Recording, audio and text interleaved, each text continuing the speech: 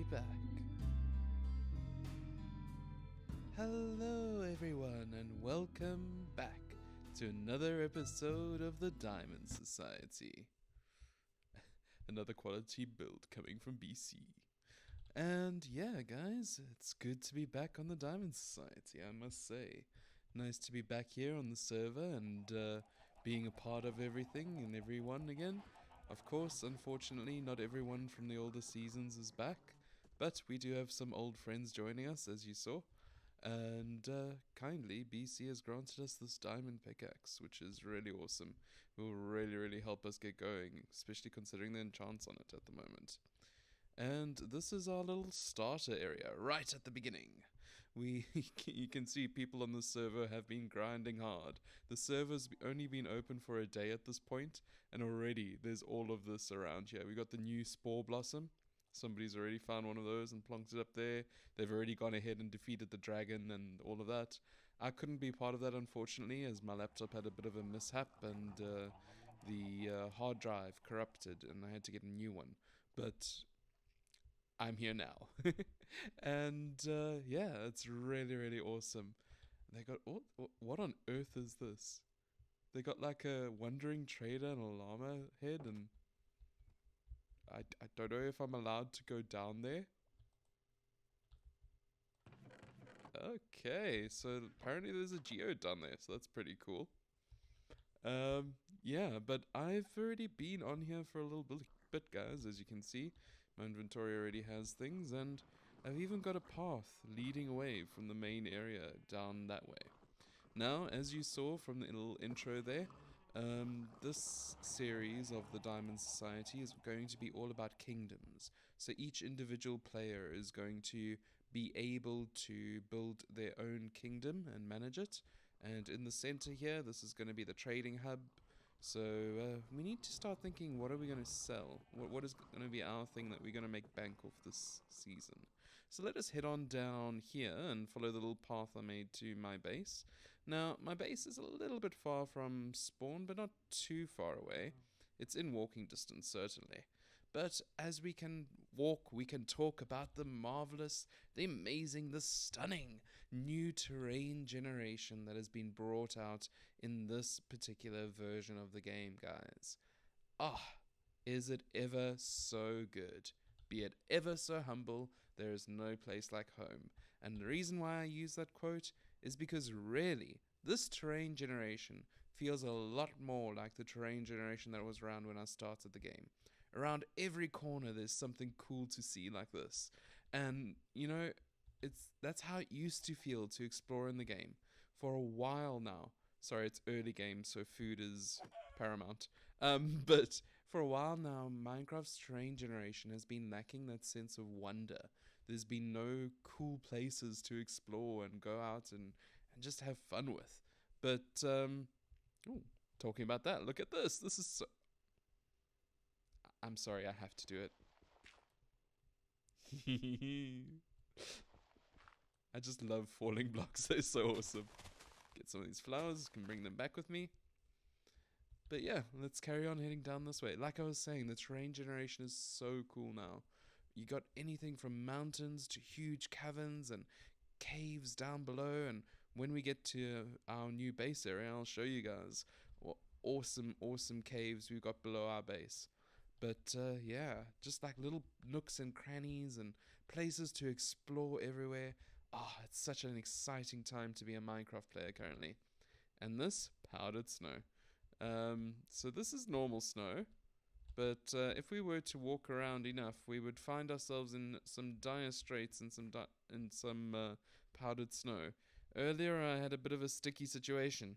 I fell into some powdered snow, and then a creeper fell in after me, and I thought it was going to blow me up in the spider cave, and I thought it was going to eat me before the creeper, and the creeper blew up the powdered snow, freed me from the powdered snow, and killed the spider. So, yep, and over there is a pillager watchtower, which I don't feel equipped at the moment to go and tackle, but maybe later on if nobody else has raided it by then. But for now, we are coming upon our base, guys. So, you see over here, we have got a little bamboos growing over there just to mark our borders. And I've built a little dirt bridge for now.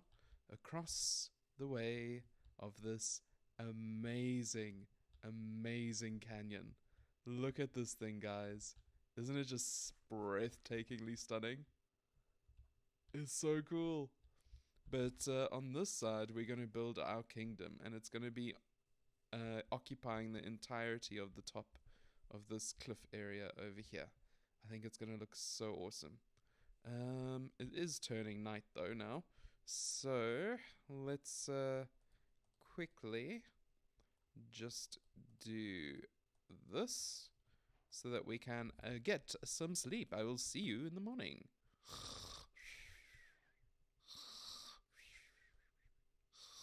And morning time. So, there's that tower. I've been just marking out here just in case anybody comes along here. They can see that somebody else is busy in this area, so hopefully they don't start building on top of us too badly. Of course, the whole area is free. Anybody who wants to build, they can. But, yeah. And then marked up down over there where I'm going to build the wall. So there's going to be a giant wall on top of the cliff and going around back that way as well. But for now, what I want to do is get some food cooking, just so that we don't starve to death. And as you can see, I have been a really busy bee gathering up some resources, and I think we now can get a bit more armored up than we were previously, thankfully, with a full set of iron gear like that. I didn't make the boots, did I?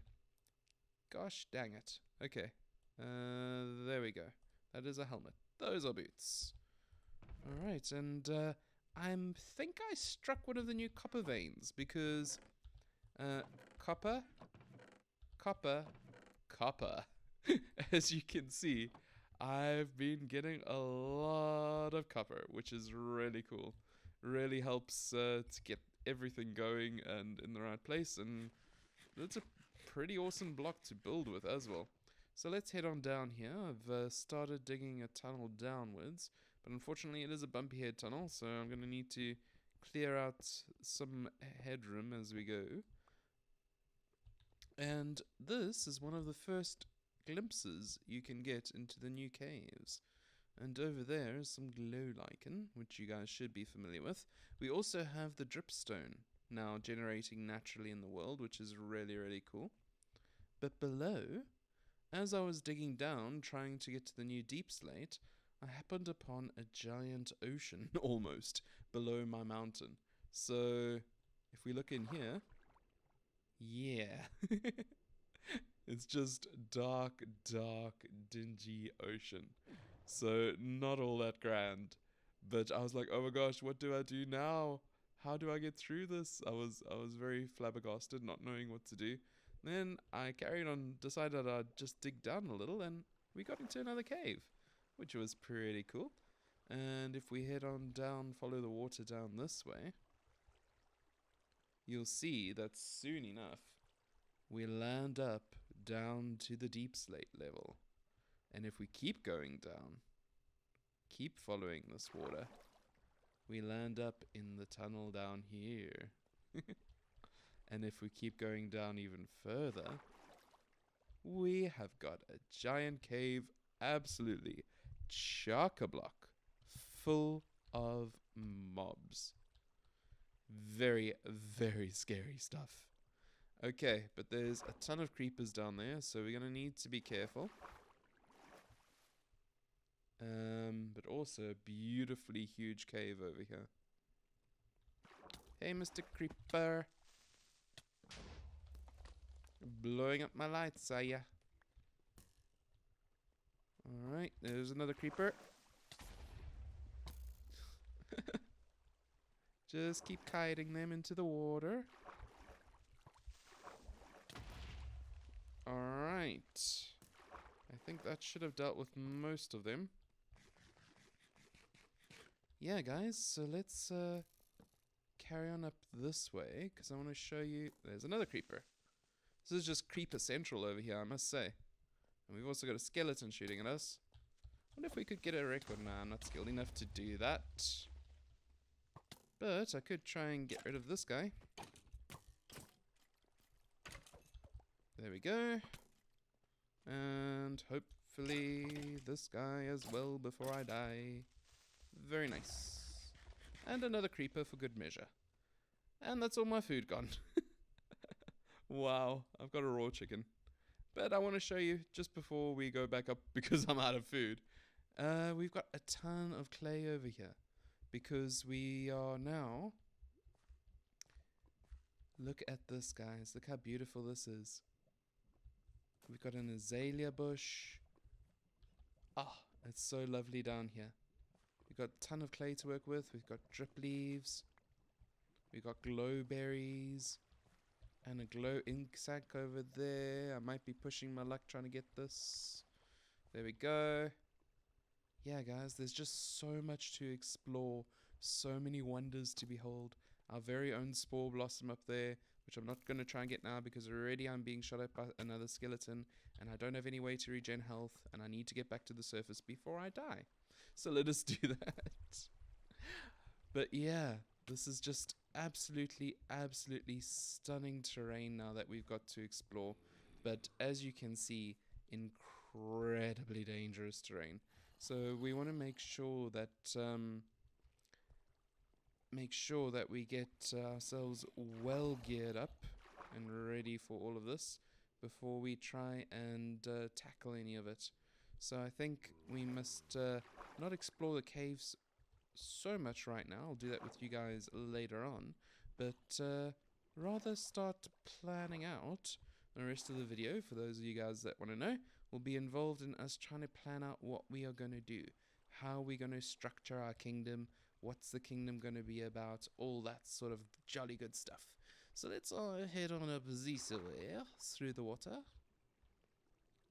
And there's a whole bunch of beautiful... Look at the glow squid. I never used to like the glow squid, but seeing them like that might just change my mind about them. Who knows? I still wish the bloom shroom had come into the game. I'm not going to lie. What was you guys' thought on the mob vote this year? Which one were you mostly after? Unpopular opinion, I liked the little bush guy. I actually quite liked him. But unfortunately, he was voted out in the first round. But the LA, he's also really cool. In a way, I wish they could have added them all to the game because they were all really cool, useful mobs. So, yeah, let's eat up some steak. So, I think the first major project we need to work on is a bridge. And I don't think it's going to be this one. I think it's going to be across here because I'd rather deal with a straight bridge than an angled bridge. Which means my pathway will have to come down there rather, but that's fine. But yeah, I want to build a bridge across here, and then pathway will go up there. So that will be the first project. And then I think I'll build some watchtowers on either side of the bridge, and then we'll start by building infrastructure. So every kingdom needs good infrastructure. So we need stables for horses, we need farmers, we need blacksmiths, we need all sorts of different things. And for that, we're going to need villagers. So I'm going to be trying to get involved with villagers, especially because trading and all that is really helpful. But I know nothing about villager trading. So if any of you are knowledgeable on villager trading and want to leave some hints down for me in the comments below, that would be massively appreciated. I think what I should do for now is just make myself a little shovel just so that I can start getting some pathing in. I got the stone shovel. Let's start with that, and if it doesn't last too long, I don't think, but we can try from there. But yeah, let's make it across here. This looks like a good place for a bridge. So from here, we'll go back, and then we'll have a watchtower here, a watchtower here, and then obviously the walls going all the way around both sides. And then leading back here, we'll have a little keep up on this hill over here. So basically, if you guys don't know much about medieval castles started out with keeps on hills, which overlooked a village that they were protecting. And that's the sort of idea that I want to get through here. I want to build a village which is going to have a keep right up at the top. And in that keep is going to overlook the village as a whole. So right up here probably is where I'm going to have the keep, and once these trees are gone, it will have a much better view of the area once we've built it up. So this is basically, it will be able to see the surrounding area where the village is going to be. So I think that's going to be really cool. And also, the reason why people used to chop down trees in such great numbers is because, as you can see, it really impedes your visibility of the surrounding area. So we're going to follow that traditional practice, but we're also going to add a bit of a sort of a fantasy medieval element to it. So it's not going to be a gritty, realistic medieval kingdom. It's going to be a bit of a fantasy medieval kingdom, but humans. So I know Addie's going, that's Addictive G, she's going for an elvish civilization. And BC's busy building in the nether. He's building the nether hub area. So that's really cool. His kingdom's going to be in there. Not too sure what the other guys are all doing, but go check out their channels if they have them and give them some support. This season of Diamond Society is a bit different because not everybody on it is a YouTuber. But those of them that do have YouTube channels, I'm sure will appreciate the support if you guys go check them out. But yeah, I hope you guys have enjoyed this little introduction into Minecraft, the Diamond Society. As always, my name is Athais, and I wish you all a very... Oh yeah, I got a cape. Just to tell you guys. But yeah, I wish you all a very, very good night. God bless, and I'll see you next time. As always, my name is Athais. Bye bye.